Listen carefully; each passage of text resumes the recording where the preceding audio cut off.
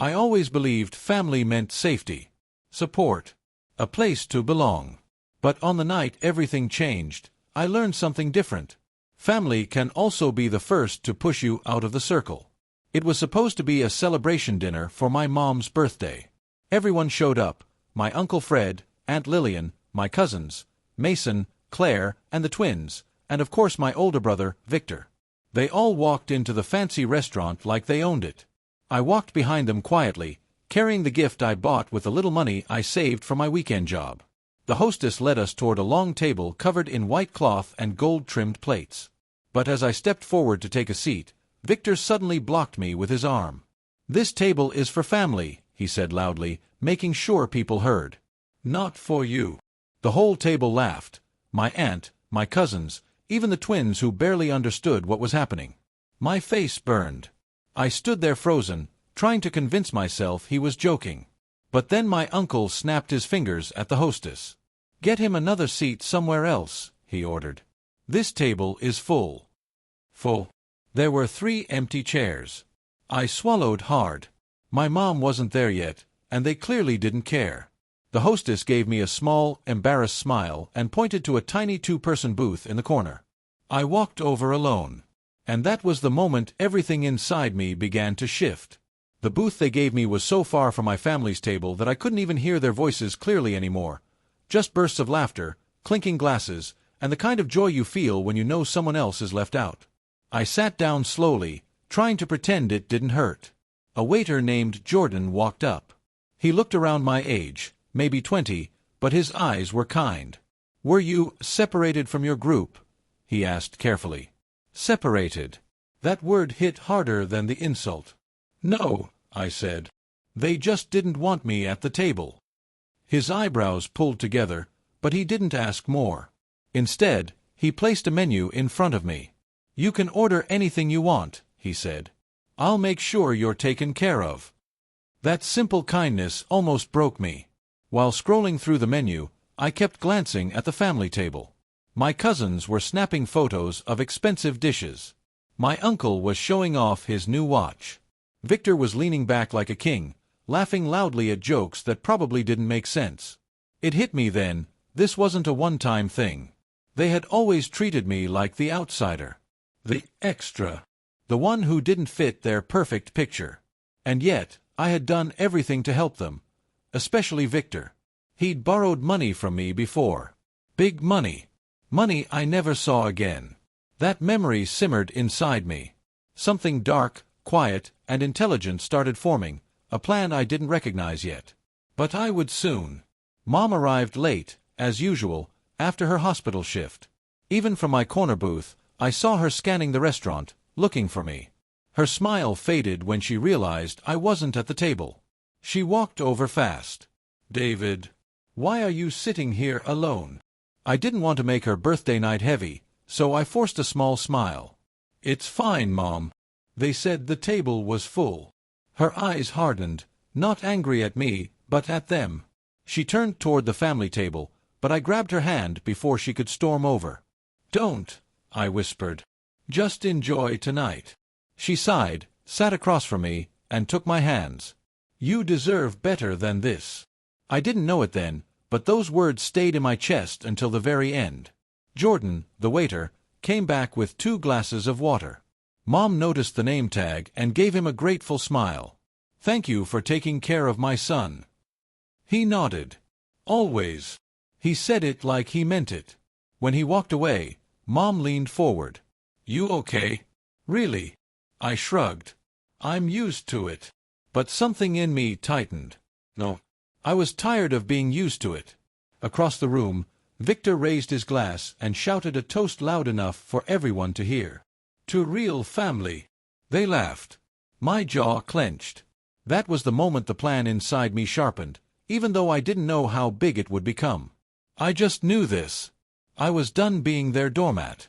The night moved slowly, each minute pulling me deeper into thoughts I'd buried for years. From afar, I watched them order dish after dish: lobster, truffle pasta, gold-covered steak.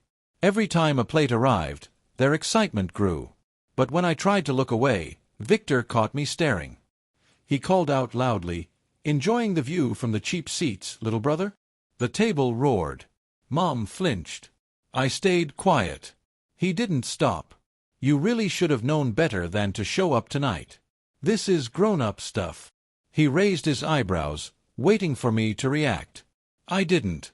Inside me, something colder than anger formed. Jordan must have noticed the tension because he walked by and placed a warm breadbasket on my table, something he hadn't done for the others. "On the house," he whispered. I nodded gratefully. Mom straightened her shoulders. "You're stronger than this, David." I wasn't sure I believed her in that moment. But then I saw something I wasn't supposed to see. My uncle handed Victor a black envelope, thin, official-looking, while looking around like he didn't want anyone to notice. I wasn't close enough to hear, but I could read their lips. "Keep quiet about it," Uncle Fred said. Victor smirked. "Don't worry. I know the deal. A secret. Money. Something risky. Something big." My interest sparked. Maybe this night wasn't just a humiliation. Maybe it was an opportunity. Dinner ended with loud applause from their table for themselves. Selfish, dramatic, and proud. Mom and I stayed seated until everyone stood up. But just as they prepared to leave, the waiter returned holding a long slip of paper. The check. Except this wasn't just a bill. It was thick. Folded. Heavy. Jordan approached slowly, scanning the tables. Then, he walked straight toward my family. "Excuse me," he said politely. "Here's your bill." Aunt Lillian smiled casually until she opened it. Her face drained of color. My uncle snatched it from her. Victor leaned over his shoulder. $2,200? Uncle Fred choked out. The table fell silent. Victor forced a laugh. "This can't be right." Jordan kept a straight face. "You ordered the premium gold steak, the double lobster tower, the truffle platter, imported wine." Okay. My uncle snapped. "But this amount. That's the correct total." My cousins looked at each other in panic. Victor turned, his voice rising. "David, you came with us. You're paying your share." My heart thudded.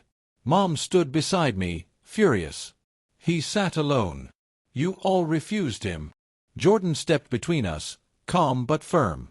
"Actually, his booth was separate. His check is different." Victor's face cracked. This wasn't going the way they expected. And for the first time that night, neither was I. The moment the bill hit the table, the atmosphere changed. Just minutes ago, they were laughing like royalty. Now they looked like a pack of animals trapped in a cage. Uncle Fred whispered harshly, "Victor, you said the restaurant was affordable." Victor hissed back, "I didn't know everything was overpriced." But I knew the truth. Victor did know. He just didn't care enough to check.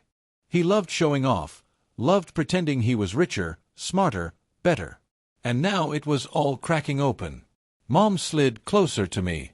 "Let's just leave," she whispered. "They can handle their own mess." But I didn't move. Something in me wanted to stay. Not out of revenge. Not yet. But because this felt like the first time in years where the power wasn't in their hands. Jordan stepped forward. "If you'd like, I can split the bill evenly. There are 9 of you, so—" "No," Victor barked. "We're not paying for everything. We didn't order all this." "Yes, you did," Jordan replied calmly. "And the cameras show all items were delivered to this table." Aunt Lillian covered her mouth. My cousins looked like they'd seen a ghost. Then Uncle Fred pointed at me. "He was with us. He pays his part." Jordan shook his head. "He sat alone. He only ordered a sandwich." Victor's eyes narrowed at me. I could almost feel the anger burning. But I smiled calmly. For once, I wasn't the embarrassed one. They were. My uncle tried to regain control. "Fine," he snapped. "We'll pay. But everyone contributes. Mason, Claire, twins, take out your cards." They hesitated but obeyed. Victor slapped his card on the table like he was the hero saving the day. "See," he said. "Family handles things together." The hypocrisy was almost funny. Jordan collected their cards, But as he walked away, Victor grabbed his wrist. "Wait, don't charge anything yet. My brother still owes me money." I frowned. "What?" He smirked. "Remember the loan from last year? You never paid me back." Mom stepped in. "That's not true, Victor. You borrowed from him, and you never paid him back." Everyone froze. Victor's smirk wavered. Uncle Fred lifted an eyebrow. "You borrowed money from him?" Victor swallowed. "He's lying." But I reached into my backpack and pulled out the small notebook I kept for personal records. I flipped to the page with his signature, dated, listed clearly, with the amount. I held it up. "This is your handwriting, Victor. You even signed, 'Paid back soon.' But you never did." The table went quiet. Even the twins stared at him like they were seeing him for the first time. Mom crossed her arms. "No one owes you anything tonight." Jordan nodded respectfully. "I'll go ahead and run these cards now." As he turned away, Victor's face twisted with fury. But underneath that anger, I saw something else. Fear. Because he knew something bigger was coming. While Jordan processed the payment, I noticed something strange. Uncle Fred kept checking his phone, eyes darting like he was expecting bad news. Then, he whispered something to Victor. "Did you shred the documents?" Victor shook his head. "You said you'd do it." "I told you to," Fred snapped. Their whispering became tense, sharp, dangerous. I leaned forward slightly, pretending to adjust my shoe just to listen. "It's too risky," Fred muttered. "If anyone finds out about the deal, I'm finished." "You're finished. We all are." "Deal." My stomach tightened. This wasn't normal family drama anymore. Something criminal was involved. "Relax," Victor said. "No one knows. And no one cares." But Uncle Fred's hand trembled. "They always care when money is involved. Money. Documents. Risk." Suddenly the black envelope from earlier made sense. I didn't know what was inside, but whatever it was, it had my uncle terrified. Jordan returned, breaking the tension. "I'm sorry, but 2 of the cards were declined." Everyone turned. Aunt Lillian groaned. "That can't be right." "It happens," Jordan replied politely. But when he said the names, the shock rippled across the table. The declined cards belonged to Victor and Mr. Fred. My uncle's face drained completely. Victor's mouth fell open. "What?" "That's impossible." Jordan held the machine. "You can try again if you want." They did. Twice. Both failed. And suddenly the table full of bullies started to crumble, publicly. I sat back, watching quietly. For the first time in years, I wasn't the one falling apart. Mom leaned close. "David, something isn't right." I nodded subtly. "I know." Across the room, people were starting to stare. My uncle's raised voice, Victor's frustration, the tapping of cards being rejected, it was becoming a scene. Uncle Fred whispered sharply to Aunt Lillian. "Transfer money. Now." She shook her head frantically. "I can't.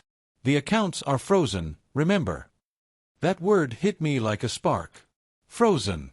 Why would their accounts be frozen? Victor noticed my expression and pointed at me aggressively. "Wipe that look off your face. You don't know anything." But I did. Not everything, but enough to realize something big was happening in my family, something they were desperate to hide. Jordan approached again with the remaining cards. "Good news, 4 of your family members' cards worked. You've covered almost half the bill." "Almost." Mason squeaked. Jordan nodded. "You still owe 1,200. Aunt Lillian gasped. "We don't have that." People at nearby tables were whispering. The mighty family that pushed me aside was falling apart in public. Then Victor pointed at me again. "David can pay something. He came here with us. He's responsible." Mom stepped forward, her voice shaking with anger. "He didn't eat with you. He didn't order with you. He doesn't owe you anything." But Victor wasn't done. In a sudden move, he grabbed the notebook from my hands and waved it around. "He keeps track of money like a little accountant. He can pay." I stood calmly. Then I looked him straight in the eyes. Actually, I can. Everyone froze, and Victor's face lit up with triumph. But he had no idea what was coming next. I can pay, I repeated slowly, but not for your meal. Victor blinked, confused. What does that mean? It means, I said clearly, I'll cover my mom's bill and my own. Nothing else. Mom squeezed my arm proudly. Jordan nodded. That's absolutely fine. But Victor wasn't letting go of the fight. This is unbelievable, he shouted. You call yourself family? Look at us struggling and you won't help. I stared at him. You didn't call me family when you pushed me away from the table. That single sentence silenced everyone. For the first time, Victor didn't have a comeback. My uncle cleared his throat. Fine. We'll figure it out ourselves. But Jordan shook his head gently. There is another option. Everyone looked at him. You can authorize a temporary hold. You sign an agreement promising to pay the remaining balance within 48 hours. But be warned, if you don't, the restaurant will take legal action. Legal action. My uncle stiffened. Victor swallowed hard. We'll sign, Uncle Fred said quickly. Actually, Jordan replied, only the person responsible for the order can sign it. All heads turned. To Victor. He finally whispered, Fine. Give me the paper. Jordan went to retrieve it. But while Victor sat there, angry, cornered, embarrassed, I realized something. This wasn't just a restaurant bill. This was leverage. A crack in their armor. A door opening to whatever secret they were hiding. And I planned to walk right through it. Jordan returned with the agreement form, a thick sheet with small print and a signature line at the bottom. Victor grabbed the pen like he wanted to stab the paper. But right before he signed, Uncle Fred leaned in. Use your other hand, he whispered urgently. Victor frowned. Why? You know why. My curiosity spiked. What was wrong with his usual signature? Why couldn't he just sign normally? Victor reluctantly switched hands, scribbling an awkward, shaky version of his name. Jordan glanced at the signature but didn't comment. There, Victor muttered. Happy now. But Jordan didn't pick up the form. Instead, he looked at me. You're David, right? My stomach tightened. Yes. He lowered his voice. Can I talk to you at the counter for a second? Mom looked concerned. I nodded. We walked toward the front of the restaurant while my family watched suspiciously. When we reached the counter, Jordan pulled out a tablet.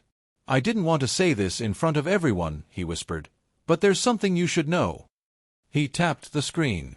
A paused video appeared, the table camera feed. But the timestamp wasn't from tonight. It was from 2 weeks ago. There they were. My uncle. My aunt. Victor. Leaning close. Signing documents. Exchanging a thick envelope. Jordan whispered again. You weren't supposed to see this, but someone left these files on a drive in the staff room. And your family matches the footage they're investigating. Investigating? My heart began to pound. What kind of documents? I asked. Jordan swallowed. The kind people get arrested for. My pulse quickened so fast it felt like my heartbeat had moved into my throat. What did they do? I asked. Jordan hesitated. I'm not completely sure. But the staff found these files after a man dropped them accidentally. When they checked the security footage to identify who he was, your family kept appearing in the same recordings. My mind spun. Does the restaurant know? Management knows someone was involved in something illegal here, but they haven't reported it yet. They wanted more proof. I tried to breathe normally. What type of illegal? Money. Theft. Jordan looked around before whispering. Fraud. I froze. Fraud. Suddenly the things I'd overheard made sense. Did you shred the documents? If anyone finds out, I'm finished. The secret envelope. Frozen accounts. Jordan closed the tablet. I don't know your family, but the footage shows them meeting someone here more than once. Exchanging envelopes. Signing forms. Talking quietly. And the drive? I asked. It had copies of bank transfers, fake contracts, signature templates. My chest tightened. Signature templates. That explained why Uncle Fred didn't want Victor signing with his normal hand. They used his signature for something. Something criminal. Jordan continued. I shouldn't be telling you this, but you deserve to know they aren't just rude. They're dangerous. Dangerous. That word hit deeper than all the insults combined. And then Jordan said something that changed everything. If these documents match their handwriting or signatures, the investigation will go straight to them. I swallowed hard. What do you want me to do? Jordan looked me dead in the eyes. Help us expose them. I didn't answer immediately. My family had treated me terribly for years, but exposing them felt huge. Serious. Dangerous. Part of me wondered if I should walk away. But then I glanced back at them. They were still arguing, blaming each other, refusing to take responsibility. Victor was shaking with anger, waving his arms as if he were the victim. My uncle looked like he was sweating through his suit. These weren't innocent people. They were people who used others, people who would throw me under the bus without hesitation. Maybe it was time they felt what it was like to face consequences. I looked at Jordan. What do you need? He let out a breath of relief. We need one clean sample of their handwriting, and a real-time signature from someone involved. I blinked. They just signed the restaurant form. He smiled slightly. I know. I realized then, this wasn't random. Jordan had suggested the hold agreement on purpose. He didn't need the signature for the bill. He needed it for evidence. You're smarter than they think, he told me. You moved quietly. Observed everything. They're loud. They leave trails everywhere. A strange warmth moved through me. Someone finally saw me. So what now? I asked. Jordan pointed to a small office door behind the counter. We matched the signatures. I hesitated. Won't they notice we're gone? Probably, he said honestly. But that's okay. We headed for the office. Just as we reached the door, I heard Victor shout from across the room. Where's David? He better not be doing anything stupid. Jordan opened the door. I stepped inside. For once, I was doing something stupid. But for the right reasons. The office was small, just a desk, a printer, and a computer glowing with multiple open tabs. Jordan shut the door quietly. You're safe here, he said. No one else comes in. The screen displayed. Signature comparison software. Bank transfer documents. A scanned envelope with names blacked out. Jordan sat down and slid the restaurant form under a scanner. Watch this. The machine whirred. On the screen, Victor's fresh signature appeared. Jordan then pulled up another file. This is from the drive. My stomach tightened as the second image loaded. It was the same signature. Same slant. Same loop. But one difference. Victor had signed the restaurant form with his left hand. The fraudulent documents showed a right-handed signature. The software highlighted every similarity. It's a match with 93% accuracy, Jordan whispered. Which means someone copied his real signature and used it on documents he never signed. I felt my heart drop. Victor wasn't just rude. He was being used. And Uncle Fred. He had insisted Victor sign the restaurant paper with his left hand, because he didn't want the real signature exposed. They forged his signature, I said slowly. Jordan nodded. It looks that way. Why him? Probably because he's reckless. Easy to manipulate. Someone who won't question sudden money. Sudden money. Frozen accounts. This was bigger than family squabbles. It was criminal exploitation. And suddenly, something inside me shifted. For years, they treated me like the weak one. But right now, I held information that could break their whole operation apart. Jordan turned to me. If we expose this, they'll face charges. Real ones. My throat felt dry. Are you ready? He asked. I swallowed. Yes. For the first time in my life. I wasn't powerless. Before we could analyze the next file, loud pounding suddenly hit the door. David. Open this door right now. Victor. His voice was sharp, furious, almost frightened. Jordan went still. He can't see this, he whispered. If he realizes what we're doing, he'll warn the others. More pounding. I know you're in there. Don't make me break this stupid door. My pulse raced. Should we open it? I whispered. Jordan shook his head. No. Follow me. He pulled open a side closet, small, dark, stuffed with cleaning supplies. Hide in there, he said. What about you? I'll distract him. But you need to stay hidden. Don't let him see the files. He pushed me inside gently and closed the door, leaving a tiny crack. The office door flew open. Victor stomped in. What are you doing back here? He barked. Finishing the payment process, Jordan answered calmly. Victor shoved past him, scanning the desk. Where is he? Where's my brother? I held my breath. He went to the restroom, Jordan said smoothly. Victor clicked his tongue. He better not be causing trouble. I swear, if he embarrasses me tonight. Jordan cut in. He didn't embarrass you. You did that all by yourself. Victor froze. What did you say? You heard me. Victor stepped closer, fists clenched. I tightened my grip on the broom handle beside me, just in case. But then a voice broke the tension. Victor, what are you doing back here? It was Aunt Lillian. Victor groaned. Looking for David. He's hiding.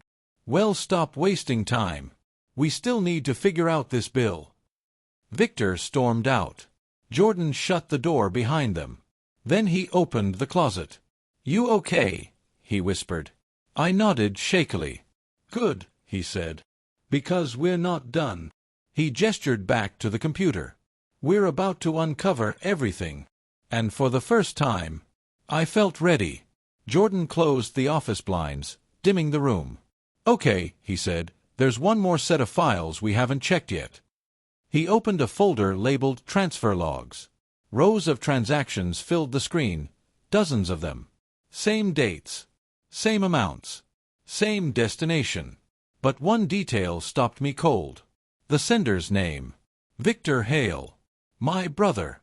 Except the signature used wasn't his. It was the same forged handwriting from the fraudulent documents. Jordan clicked another tab. Account status. Frozen. Your family is being investigated for moving funds illegally, he explained. Someone used Victor's account as the fall guy.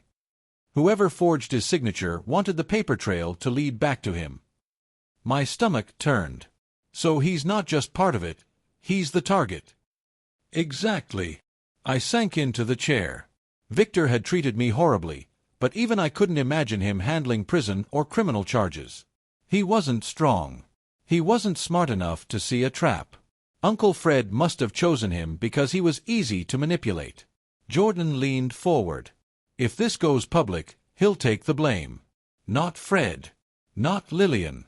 Only him. My hands tightened. So what do we do? Jordan pointed to the top of the screen. We expose the truth. The footage, the signatures, the envelope exchange, it's all here. But you decide whether we go through with it. Me? The kid they shoved aside? The one they said wasn't family? Now I had the power to protect Victor. Or let him fall with the rest of them. My breathing slowed. This was no longer just revenge. It was justice. And justice needed clarity. We unplugged the flash drive carefully, Jordan sliding it into a plain white envelope. This contains everything, he said. Footage, signatures, transactions, the forged documents, everything investigators need. I held it in my hands. It felt heavier than any textbook I'd ever lifted. A whole future, maybe multiple futures, was inside it. Jordan rested his hand on the table. You don't owe them anything. Not after what they did to you. I sighed. But if I don't help, Victor takes the fall alone. Jordan nodded slowly. He hurt you. They all did. But being cruel doesn't mean he deserves to be destroyed for something he wasn't smart enough to understand. He was right. I remembered all the times Victor shoved me aside, mocked me, humiliated me, And yet I also remembered him trying, in his own twisted way, to be an older brother back when we were younger. They ruined him. Fred used him. Lillian protected the wrong people. The entire family moved like a machine that only valued power. And tonight, the machine cracked. I slid the envelope into my jacket pocket. "I'll help," I said.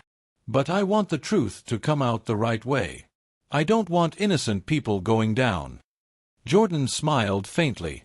"That's why I trusted you." We stepped out of the office. The moment we opened the door, every head in the restaurant turned toward us. Victor's face was red, panicked. "Where were you?" he barked. But this time, I didn't shrink. I didn't flinch. I stepped forward with confidence I didn't know I had. "Talking," I said calmly, "about the truth." And Victor's eyes widened like he understood exactly what that meant. The air felt sharp the moment I returned to the table. Aunt Lillian folded her arms. Uncle Fred stared at me like I was a threat. My cousins leaned in, whispering nervously. Victor stepped closer, gripping my shoulder. "What did you tell him?" he asked through clenched teeth. I shook his hand off. "Nothing you need to worry about." His jaw tightened. "Don't play games, David." I met his eyes. "I'm not playing." A strange silence formed around us. Mom sensed something was wrong. She stepped to my side protectively. "David, what's happening?" I hesitated. Not because I doubted what I had to do, but because this was the moment everything would change. Before I could answer, Jordan returned with the final printed bill. "Here it is," he said. "Your hold agreement is active, and you have 48 hours to pay the remaining balance." Uncle Fred snatched the paper. "We will." Jordan looked directly at him. "I hope so." There was weight behind those words. A warning. Fred's eyes narrowed. He opened his mouth to argue, but then something happened that none of us expected. Two men in dark uniforms entered the restaurant. Security badges. Not police, restaurant security. They approached the group. "Are you Fred and Victor Hale?" one asked. Fred stiffened. Victor swallowed hard. "Yes," Fred said slowly. "Is there a problem?" The guard lifted a clipboard. "We received a report about suspicious signatures connected to multiple past visits here. Management has requested to speak with you both." Aunt Lillian gasped. "What do you mean, suspicious signatures?" My heartbeat pounded. This was it. The first crack in their world. Jordan stepped back, giving me a small nod. The truth was coming, and they had no idea how much evidence I held. Fred immediately threw his hands up. "This is ridiculous. We're regular customers here." One of the guards replied calmly. "We just need to verify some information. If everything checks out, you're free to leave." Victor looked around wildly, panic growing.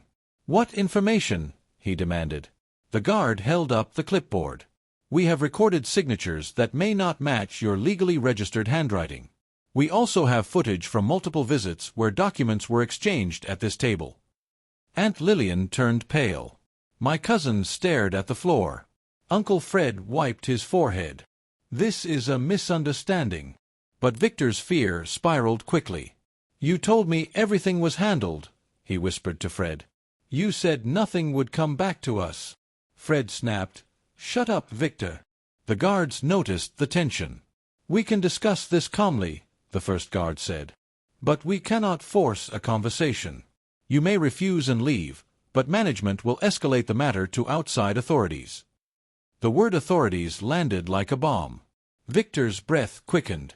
"Wait, why me?" he asked. "I didn't sign anything important." "I didn't." Fred grabbed his arm tightly. "Stop talking." But Victor yanked away, looking at everyone, desperate. "Someone is setting us up," he whispered. Then he looked at me. Actually, he glared at me. "You," he said. "You've been sneaking around all night, whispering with that waiter. What did you do?" Mom stepped between us. "Victor, stop blaming David for your mistakes." But he wasn't listening. His voice rose. "You think you're so smart, don't you? You think you can ruin us." I didn't raise my voice. I didn't step back. I just said, "No, Victor. You ruined yourselves." And for once, everyone agreed with me. The guards asked Fred and Victor to step aside for questioning. They reluctantly followed, whispering angrily as they walked toward the private booth near the entrance. The rest of the family stood frozen. Aunt Lillian clutched her purse. "What's happening to us?" she whispered. Mason shook his head. "I knew something was weird about those meetings." Claire frowned. "Are we in trouble too?" I stayed silent. Mom squeezed my hand. "Thank you for staying calm," she whispered. But inside, my thoughts were swirling. This was my moment. I had two options. Let the guards do a basic check and hope the truth surfaced later. Or give them the evidence in my jacket pocket, the evidence that would expose everything tonight. Jordan stepped close. "It's up to you," he murmured. "No pressure. Just honesty." My fingers brushed the envelope. I looked at my mother. She deserved truth. She deserved safety. She deserved closure. And I deserved to stop living in the shadow of a family collapsing under its own lies. So I walked toward the guards. Fred noticed me approaching and his eyes widened with dread. Victor shook his head slowly, terrified. "David, don't," he whispered. But it was too late. I held out the envelope. "I think you'll want to see this," I said. The guards exchanged glances and took it carefully. "What is it?" one asked. "Everything," I said softly. "All the proof you need." Fred's face twisted in horror. Victor sank into the chair behind him, shaking his head over and over. The guard opened the envelope, and his expression changed instantly. The truth had finally surfaced, and nothing in our family would ever be the same again. The guards opened the envelope slowly, scanning the papers one by one.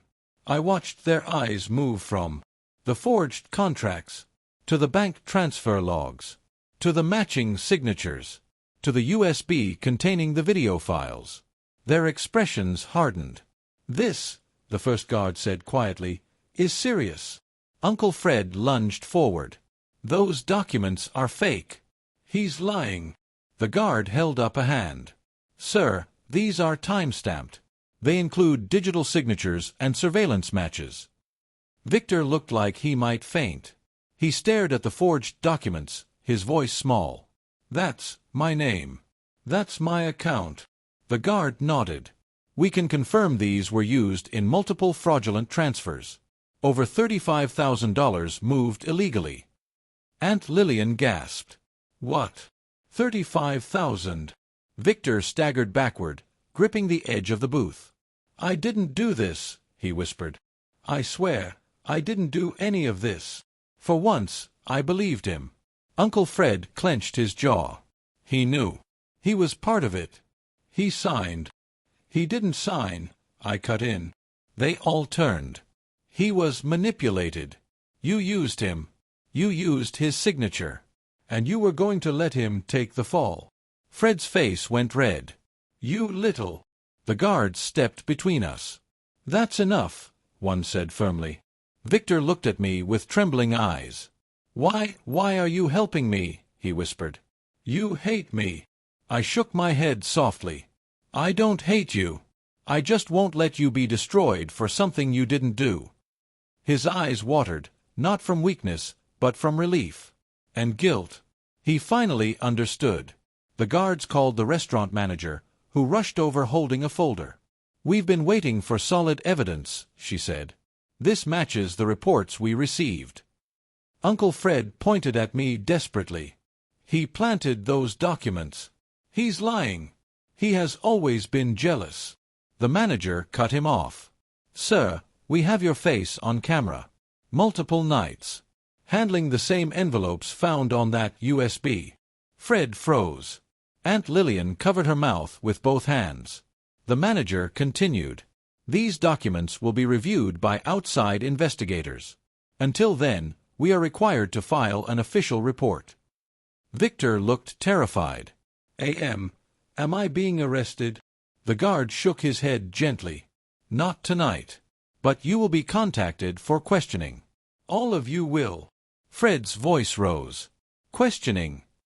"This is a misunderstanding." The manager sighed. "You forged documents. We have footage. And now we have signatures." Victor stared at the floor. A nervous silence filled the room. Jordan approached quietly. He leaned toward me.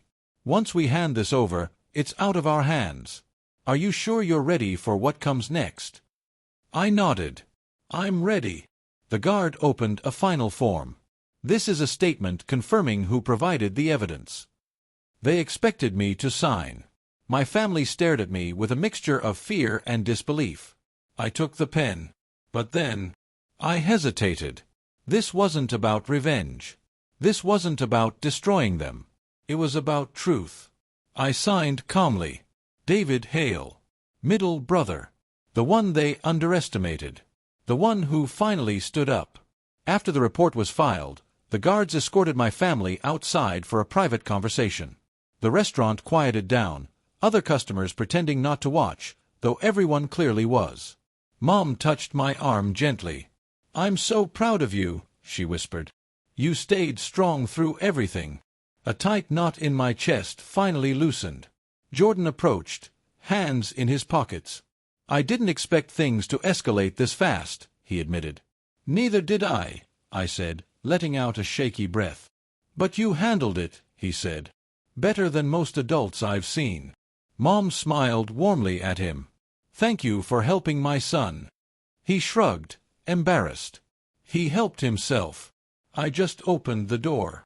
My family re-entered the restaurant, faces pale and shaken. The guards had finished speaking to them. Fred didn't look powerful anymore.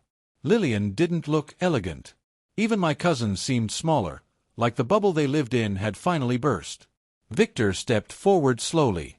For the first time in years, he didn't look angry. He looked humbled. His voice cracked. "David, I'm sorry. I didn't know what to say." He continued, "I treated you horribly. For so long. And you still protected me tonight."